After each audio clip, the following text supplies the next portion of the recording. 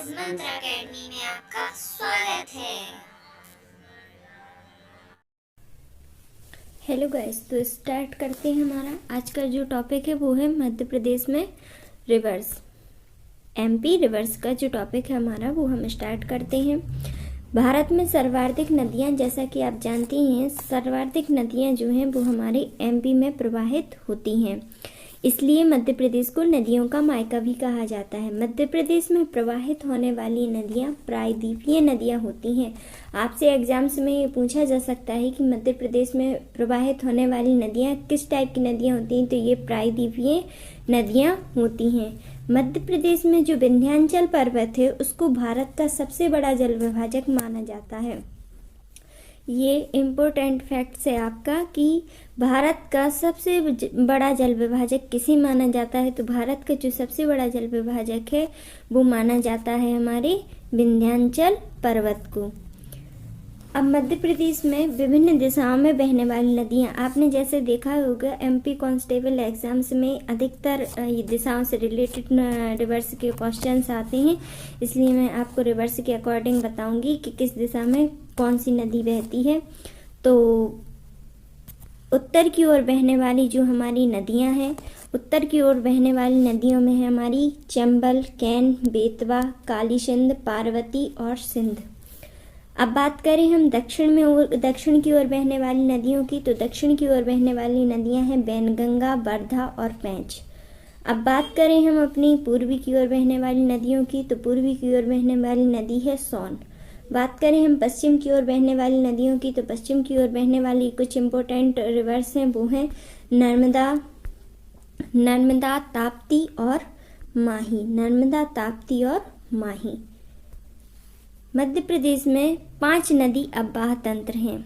आपसे पूछा जा सकता है कि मध्य प्रदेश में कितने नदी अववाह तंत्र हैं, तो मध्य प्रदेश में 5 नदी अववाह तंत्र हैं। गंगा सबसे फर्स्ट है हमारा, गंगा अववाह तंत्र। अब आप लोग कहेंगे कि एमपी में तो गंगा नदी है ही नहीं, लेकिन उसकी जो कुछ सहायक नदियां हैं जो डायरेक्ट जाकर गंगा नदी में मिलती हैं, इसलिए हमारे मध्य प्रदेश में गंगा नदी अववाह तंत्र है, यमुना नदी अववाह तंत्र है, ताप्ती है, माही है। ओके गाइस, तो हम स्टार्ट करते हैं अपना फर्स्ट गंगा अववाह तंत्र। गंगा नदी अववाह तंत्र में सम्मिलित नदियों का जल बंगाल की खाड़ी में पहुंचता है। आपसे पूछा जा सकता है कि गंगा नदी अववाह तंत्र में सम्मिलित नदियों का जल किस खाड़ी में पहुंचता है, तो गंगा नदी अववाह तंत्र में सम्मिलित नदियों का जल बंगाल की खाड़ी में पहुंचता है। और जैसा कि गाइस आप लोग जानते ही होंगे, नर्मदा नदी में सम्मिलित नदियों का जल अरब सागर में गिरता है, लेकिन गंगा नदी अववाह तंत्र में सम्मिलित नदियों का जल कहाँ गिरता है, बंगाल की खाड़ी में। गंगा अववाह तंत्र में 3 उप अववाह क्षेत्र मध्य प्रदेश में हैं। गंगा नदी के 3 उप अववाह क्षेत्र मध्य प्रदेश में हैं, जो क्रमशः हैं यमुना, टॉन्स और सोन। उप अववाह हैं कौन कौन सी, यमुना, टॉन्स और सोन बेसिन। यमुना अववाह तंत्र में सम्मिलित मुख्य नदियां कौन कौन सी हैं, चंबल, कैन, बेतवा, धशान, सिंध, पयस्विनी, जामनी आदि हैं। यमुना नदी की सहायक नदियां चंबल, कैन, बेतवा, धसान, सिंध, पयस्विनी, जामनी आदि हैं। इस अववाह तंत्र की सबसे प्रमुख और सबसे बड़ी नदी, आपसे पूछा जा सकता है कि गंगा अववाह तंत्र की सबसे प्रमुख और सबसे बड़ी नदी कौन सी है, तो वो नदी है हमारी चंबल। गंगा अववाह तंत्र प्रदेश का सबसे बड़ा अववाह तंत्र है। आपसे पूछा जा सकता है कि मध्य प्रदेश में सबसे बड़ा नदी अववाह तंत्र कौन है, तो गंगा अववाह तंत्र मध्य प्रदेश का सबसे बड़ा अववाह तंत्र है। अब बात करते हैं हम अपने सेकंड अववाह तंत्र की, जो है नर्मदा अववाह तंत्र। जैसा कि मैंने बताया थे कि नर्मदा अववाह तंत्र में सम्मिलित नदियों का जल कहाँ गिरता है, अरब सागर में। तो नर्मदा नदी अववाह तंत्र प्रदेश का दूसरा बड़ा अववाह तंत्र है। पहला अववाह तंत्र था सबसे बड़ा गंगा, अब दूसरा बड़ा अववाह तंत्र है मध्य प्रदेश का नर्मदा। इस अववाह तंत्र में नर्मदा नदी और सहायक नदियां सम्मिलित हैं। इस अववाह तंत्र में नर्मदा और उसकी सहायक नदियां सम्मिलित हैं, जिनका जल अरब सागर में गिरता है। नर्मदा देश की 5वीं सबसे बड़ी नदी है। आप जानते ही होंगे कि नर्मदा जो है भारत देश की 5वीं सबसे बड़ी नदी है। और बात करें हम प्रायद्वीपीय भारत की, तो यह प्रायद्वीपीय भारत की 3री सबसे बड़ी नदी है और पश्चिम की ओर बहने वाली सबसे बड़ी नदी है। तो आपको ये तीनों फैक्ट्स याद रखने हैं कि भारत देश की 5वीं बड़ी नदी है नर्मदा, पश्चिम की ओर बहने वाली सबसे बड़ी नदी है नर्मदा और प्रायद्वीपीय भारत की 3री सबसे बड़ी नदी है नर्मदा, क्योंकि प्रायद्वीपीय भारत की सबसे बड़ी नदी है गंगा। ओके, तो बढ़ते हैं हम अपने टॉपिक की ओर। नर्मदा को मध्य प्रदेश की जीवन रेखा कहा जाता है, साथ ही इसे उत्तर भारत तथा दक्षिण भारत का जल विभाजक भी माना जाता है। मैं आपको इम्पोर्टेंट फैक्ट्स ही लेकर आई हूँ इस टॉपिक में, जो मोस्ट इम्पोर्टेंट हैं एग्जाम से व्यू। तो बात करते हैं हम अपनी नर्मदा की। तो मध्य प्रदेश का इसे उत्तर भारत और दक्षिण भारत का जल विभाजक भी माना जाता है। किसे? नर्मदा नदी को। संपूर्ण बेसिन में अब्बाह प्रतिरूप वृक्षा प्रणाली वाला है। तो नर्मदा का जो अब्बाह प्रतिरूप है वह कैसा है? वृक्षा प्रणाली वाला है। अब बात करते हैं हम अपने थर्ड अब्बाह तंत्र की। पहले हम बात कर चुके हैं गंगा की, फिर नर्मदा की। अब हमारा जो थर्ड अब्बाह तंत्र है वो है ताप्ती अब्बाह तंत्र। तो बढ़ते हैं हम अपने ताप्ती अब्बाह तंत्र की ओर। नर्मदा के समांतर पूर्व से पश्चिम की ओर बहने वाली ताप्ती और उसकी सहायक नदियां इसमें सम्मिलित हैं। तो ताप्ती अब्बाह तंत्र में कौन कौन सी नदियां शामिल हैं? नर्मदा की समांतर या पूर्व से पश्चिम की ओर बहती है ताप्ती नदी। तो ताप्ती नदी और उसकी सहायक नदियां ताप्ती अब्बाह तंत्र बनाती हैं।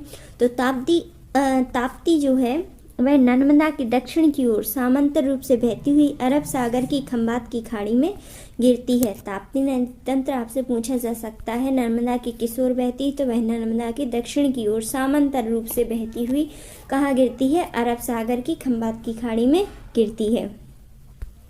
बात करें यदि हम, ये आपको मैंने रिवर्स से रिलेटेड ये मैप है, आप लोग चाहें तो इसको देख सकते हैं। अभी हम बात करेंगे पहले ताप्ती नदी की, फिर उसके बाद हम आएंगे अपने मैप पर। तो ताप्ती का जो कुल अब्बाह क्षेत्र है वो है अब्बाह क्षेत्र है 65,145 वर्ग किलोमीटर, 65,145 वर्ग किलोमीटर ताप्ती का यह अब्बाह क्षेत्र है। लेकिन बात करें हम अपनी एमपी की, तो यह 9,804 वर्ग किलोमीटर मध्य प्रदेश में तथा शेष महाराष्ट्र व गुजरात में बहती है। तो आपसे पूछा जा सकता है कि ताप्ती अब्बाह तंत्र किन किन राज्यों में फैलाता है? यह मध्य प्रदेश, महाराष्ट्र व गुजरात में फैला हुआ है। इस अब्बाह तंत्र की संपूर्ण नदियों में ताप्ती, पूर्णा, अम्मोरामोग, कन्नार और कनेर हैं। ये इसकी सहायक नदियां हैं। कौन कौन सी हैं? पूर्णा, अमोरामोग, कन्नार और कनेर। तो गाइज हम 3 टॉपिक पढ़ चुके हैं अपने अब्बाह तंत्र के। ये 4th टॉपिक है हमारा। 4th अब्बाह तंत्र है गोदावरी अब्बाह तंत्र। जैसा कि आप जानते हैं कि गोदावरी भी हमारे मध्य प्रदेश में नहीं पाई जाती है, लेकिन इसकी जो कुछ सहायक नदियां हैं जो हमारे मध्य प्रदेश में हैं, इसलिए गोदावरी अब्बाह तंत्र भी हमारे मध्य प्रदेश की अब्बाह तंत्र के ही अंतर्गत आता है। गोदावरी अब्बाह तंत्र मध्य प्रदेश के दक्षिणी भाग में है। कहाँ है? दक्षिणी भाग में। गोदावरी नदी मध्य प्रदेश में बहती नहीं, लेकिन गोदावरी अब्बाह तंत्र में मिलने वाली नदियां जैसे कौन सी हैं? बैनगंगा और वर्धा आदि मध्य प्रदेश से निकलती हैं। बात कर रहे हैं हम अपने लास्ट और 5th अब्बाह तंत्र की, जो है हमारा माही अब्बाह तंत्र। कौन सा अब्बाह तंत्र है? माही अब्बाह तंत्र। तो माही अब्बाह तंत्र प्रदेश का सबसे छोटा नदी अब्बाह तंत्र है। आपसे पूछा जा सकता है कि मध्य प्रदेश का सबसे बड़ा अब्बाह तंत्र कौन सा है? तो वो आपको बोलना है गंगा। और आपसे पूछा जाए कि मध्य प्रदेश का सबसे छोटा अब्बाह तंत्र कौन सा है? तो मध्य प्रदेश का सबसे छोटा नदी अब्बाह तंत्र है वो है माही अब्बाह तंत्र। माही अब्बाह तंत्र की सबसे प्रमुख नदी कौन सी है? माही ही है। इस अब्बाह का कुल क्षेत्र 38,699 वर्ग किलोमीटर है। इसमें मध्य प्रदेश में 7,000 188 वर्ग किलोमीटर क्षेत्र आता है।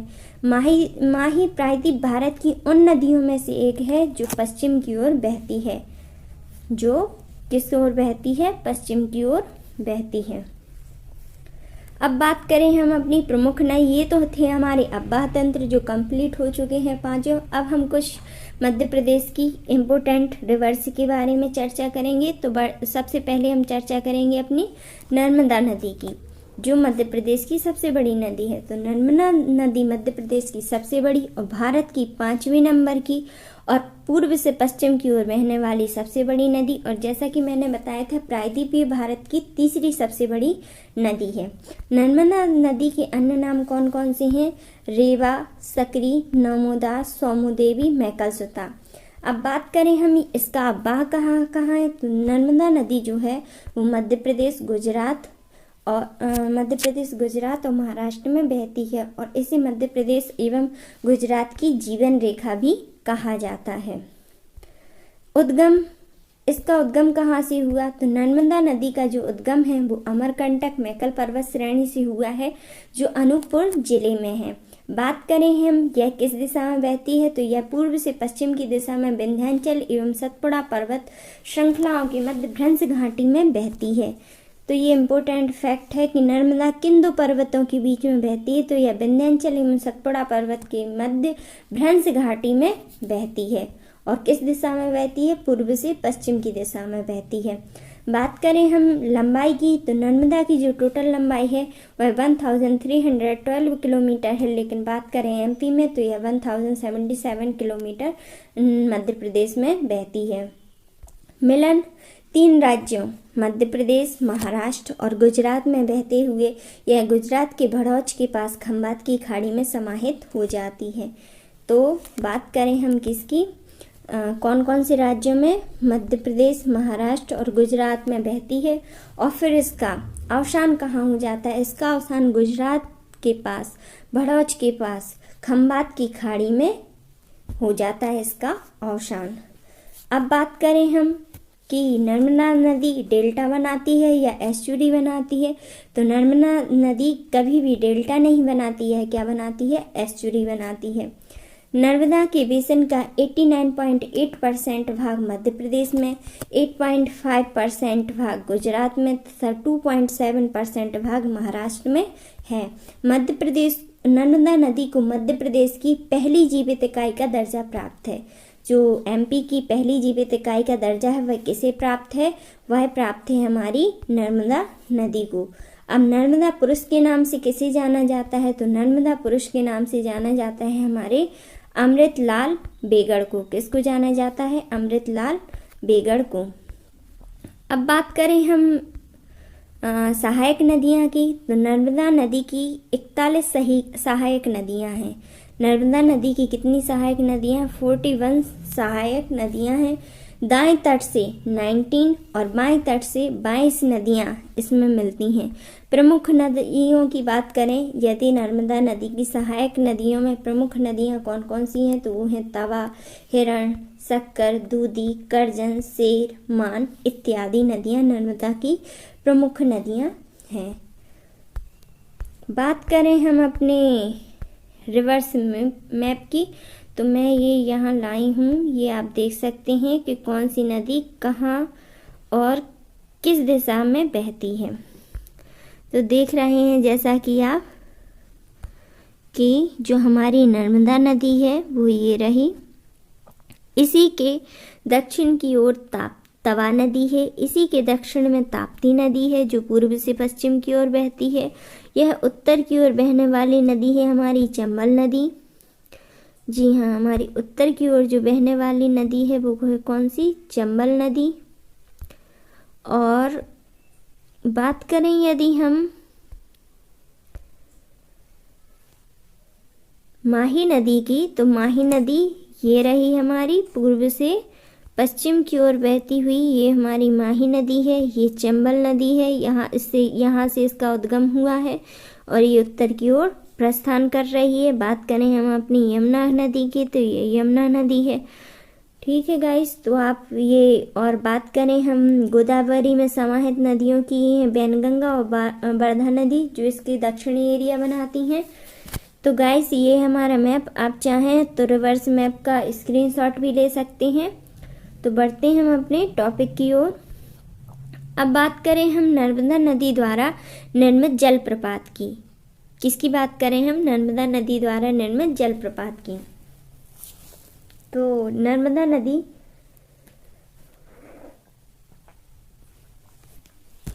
कपिलधारा, दुग्धधारा जलप्रपात, धुआंधार जलप्रपात, सहस्त्रधारा जलप्रपात, ये सारे जलप्रपात नर्मदा नदी के द्वारा बनाए जाते हैं। बात करें हम कपिलधारा और दुग्धधारा जलप्रपात की, तो ये जो जलप्रपात हैं वो अनूपपुर जिले में बनते हैं। धुआंधार जलप्रपात भेड़ाघाट जबलपुर में बनता है। सहस्त्रधारा जलप्रपात यह महेश्वर खरगोन में बनाती है। दर्दी जलप्रपात, मानधाता जलप्रपात भी नर्मदा नदी ही बनाती है। नर्मदा नदी पर निर्मित बांध कौन कौन से हैं? तो नर्मदा नदी पर निर्मित बांध हैं इंदिरा सरोवर, सरदार सरोवर, महेश्वर परियोजना, बरगी परियोजना और ओमकारेश्वर परियोजना। बात करें हम इंदिरा सरोवर परियोजना की या इंदिरा सरोवर बांध की, तो यह खंडवा में बंधा है। सरदार सरोवर नवेगांव गुजरात में, महेश्वर परियोजना महेश्वर में, बरगी परियोजना बरगी जबलपुर में, ओमकारेश्वर परियोजना खंडवा की परियोजना है। जी हाँ। किनारे बसे शहर, नर्मदा नदी के किनारे आखिर कौन कौन से शहर बसे हैं? तो ये जो शहर हैं वो हैं अमरकंटक, डिंडोरी, जबलपुर, नरसिंहपुर, होशंगाबाद, मंडला, ओमकारेश्वर, महेश्वर, बड़वानी, बड़वा, हांडिया इत्यादि ये जो शहर हैं वो नर्मदा नदी के समीप बसे हुए हैं। बात करते हैं हम अपनी सेकंड इम्पोर्टेंट रिवर की, जो है चंबल नदी। यदि बात करें हम कि दूसरी सबसे बड़ी नदी कौन सी है एमपी की, तो दूसरी सबसे बड़ी नदी गाइस हमारी चंबल नदी है। चंबल नदी को चरमावती महाभारत में से पूर्णा भी कहा जाता था। उद्गम की बात करें तो यह इंदौर की महू तहसील की जानापा पहाड़ियों से निकली हुई है। जी हाँ गाइस, जो चंबल नदी का उद्गम है वो इंदौर की महू तहसील की जानापा पहाड़ियों से हुआ है। मिलन मतलब इसका अवसान कहाँ होता है? तो उत्तर प्रदेश के इटावा जिले में यमुना नदी में मिल जाती है। चंबल नदी उत्तर प्रदेश के इटावा जिले में यमुना नदी में मिल जाती है। बात करें हम ये किसकी सहायक नदी है? तो ये यमुना की ही सहायक नदी कहलाएगी, क्योंकि ये यमुना नदी में ही जाकर मिल जाती है उत्तर प्रदेश की इटावा जिले में। बात करें हम अपनी चंबल नदी की लंबाई की, तो इसकी जो लंबाई है वह है 965 किलोमीटर। यह मध्य प्रदेश तथा राजस्थान की सीमा बनाते हुए उत्तर प्रदेश में प्रवेश करती हुई यह मध्य प्रदेश में 2 बार प्रवेश करती है। आपसे पूछा जा सकता है कि चंबल नदी मध्य प्रदेश में कितनी बार प्रवेश करती है? तो वह 2 बार प्रवेश करती है। और इसका जो क्षेत्र है वह मध्य प्रदेश, राजस्थान और उत्तर प्रदेश। बात करें हम चंबल नदी की सहायक नदियों की, तो इसकी जो सहायक नदियां हैं वो है काली सिंध, क्षिप्रा और पार्वती। किनारे बसे शहर की बात करें, चंबल नदी के समीप बसे शहर जो हैं वो हैं महू, रतलाम, श्योपुर और मुरैना। चंबल नदी, भिंड, मुरैना, ये क्वेश्चन पीएससी में कई बार रिपीट हो चुका है कि भिंड मुरैना में खड्डों एवं बीहड़ों का निर्माण कौन करता है? तो भिंड मुरैना के क्षेत्रों में खड्डों और बीहड़ों का निर्माण चंबल नदी के द्वारा किया जाता है। अब बात करें हम इसकी अववाह तंत्र की, तो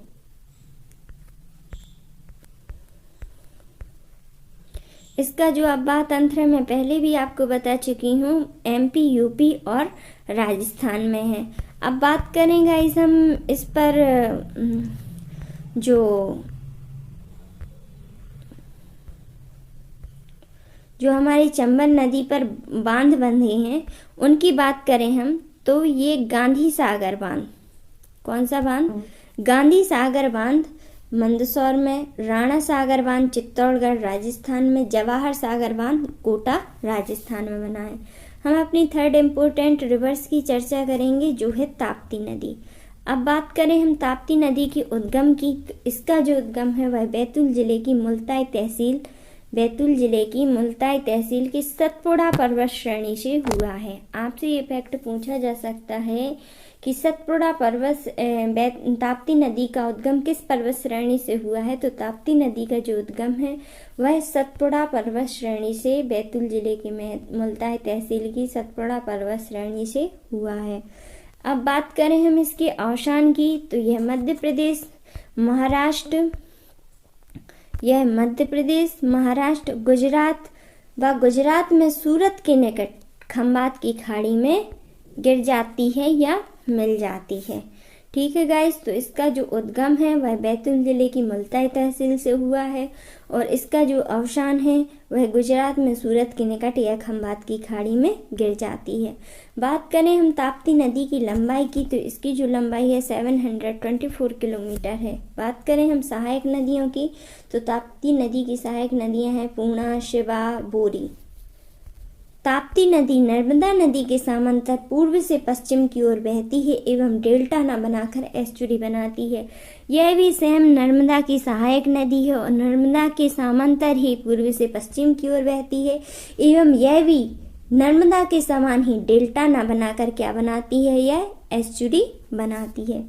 अब बात करें हम ताप्ती नदी के जो परियोजनाएं हैं ताप्ती नदी पर, तो यह मध्य प्रदेश और महाराष्ट्र की संयुक्त परियोजना एक अपर ताप्ती और एक लोअर ताप्ती है। और बात करें हम ताप्ती नदी के किनारे बसे शहर की, तो वो है मुल्ताई और बुरहानपुर। गाइस, बढ़ते हैं हम अपनी नेक्स्ट इम्पोर्टेंट रिवर्स की ओर, जो है सोन रिवर। तो सोन नदी को स्वर्ण नदी या हिरणबाहु भी कहा जाता है। सोन नदी को स्वर्ण नदी या हिरणबाहु भी कहा जाता है। अब बात करें हम इसके उद्गम की, तो इसका जो उद्गम है, सोन नदी का जो उद्गम है वह अनूपपुर जिले के अमरकंटक से हुआ है। बात करें हम इसके मिलन की या अवशान भी बोलते हैं इसे, तो इसका जो अवशान है वह मध्य प्रदेश, उत्तर प्रदेश की सोनभद्र तथा बिहार में बहती हुई यह पटना के समीप दीनापुर में गंगा नदी में मिल जाती है। तो इसका जो उद्गम हुआ वह अमरकंटक से हुआ, इसका जो अवशान हुआ पटना के समीप दीनापुर में यह गंगा नदी में मिल गई। तो इसीलिए सोन किसकी सहायक नदी कहलाती है, गंगा की सहायक नदी कहलाती है।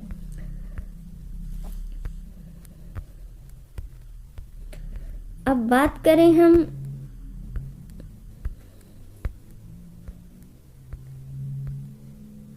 तवा नदी की, तो एक इम्पोर्टेंट रिवर्स में से ही आती है हमारी तवा रिवर।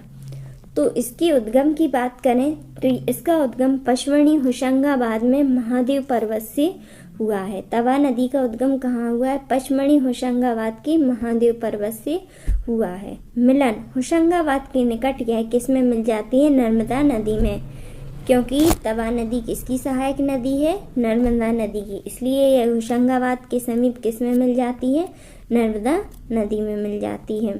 बात करें यदि हम तवा नदी के सहायक नदियों की, तो जो तवा नदी की जो सहायक नदियां हैं वो हैं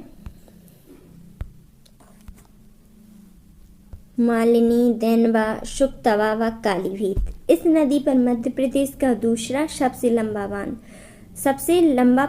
सड़क पुल, यह तवा नदी है जो मध्य प्रदेश का दूसरा सबसे लंबा सड़क पुल बनाती है, क्योंकि एमपी का सबसे लंबा सड़क पुल तो शिवपुरी जिले की सिंध नदी पर बना हुआ है। कितने मीटर, 2500 मीटर में बना हुआ है, इसलिए तवा नदी मध्य प्रदेश का दूसरा सबसे लंबा सड़क पुल बनाती है, क्योंकि पहला सड़क पुल सिंध नदी बनाती है शिवपुरी जिले में।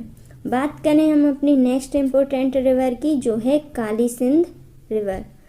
इसके उद्गम की बात करें तो यह देवास जिले बागली गांव में विंध्याचल पर्वत से निकलती है। कहाँ से निकलती है, देवास जिले बागली गांव और विंध्याचल पर्वत से काली सिंध नदी निकलती है। मिलन की बात करें तो यह शाजापुर एवं राजगढ़ जिलों में बहती हुई राजस्थान में चंबल नदी में मिल जाती है।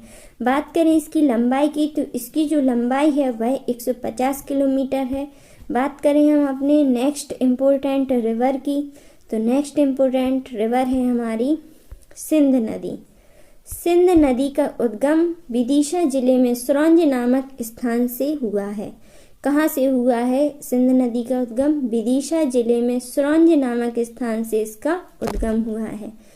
बात करें हम इसके मिलन की या अवसान की, तो इटावा के पास यह यमुना नदी में मिल जाती है, इसलिए सिंध नदी यमुना की सहायक नदी है, ना कि चंबल की। बात करें हम इसकी लंबाई की, तो इसकी जो लंबाई है वह है 470 किलोमीटर। सहायक नदियों की बात करें तो इसकी जो सहायक नदियां हैं, सिंध नदी की जो सहायक नदियां हैं वो हैं कुमारी, पाहुज और माहुर। अब बात करते हैं हमारे नेक्स्ट इम्पोर्टेंट रिवर की, जो है कैन रिवर। इसके उद्गम की बात करें तो यह कटनी जिले में विंध्याचल पर्वत से निकलती है। कहाँ से निकलती है कैन नदी? कटनी जिले में विंध्याचल पर्वत से निकलती है। मिलन या अवसान की बात करें तो यह उत्तर की ओर बहती हुई उत्तर प्रदेश में बांदा के पास यमुना नदी में मिल जाती है, इसलिए कैन नदी किसकी सहायक नदी हुई? यमुना की सहायक नदी, क्योंकि यह उत्तर प्रदेश में बांदा के पास, कहाँ? बांदा के पास यमुना नदी में मिल जाती है। इसकी लंबाई की बात करें तो यह 427 किलोमीटर लंबी है और मध्य प्रदेश में यह 292 किलोमीटर बहती है। बात करें हमारी नेक्स्ट इम्पोर्टेंट रिवर की, जो है माही रिवर। इसके उद्गम की बात करें तो यह धार जिले के सरदारपुर तहसील में विंध्याचल पर्वत से निकलती है।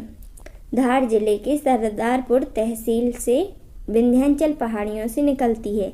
इसकी मिलन या अवसान की बात करें तो यह गुजरात में खंभात की खाड़ी में मिल जाती है, इसलिए माही नदी को किसकी सहायक नदी कहते हैं? नर्मदा की सहायक नदी कहते हैं। बात करें हम माही नदी की लंबाई की, तो यह 576 किलोमीटर लंबी है। भारत की एकमात्र नदी जो कर्क रेखा को 2 बार काटती है।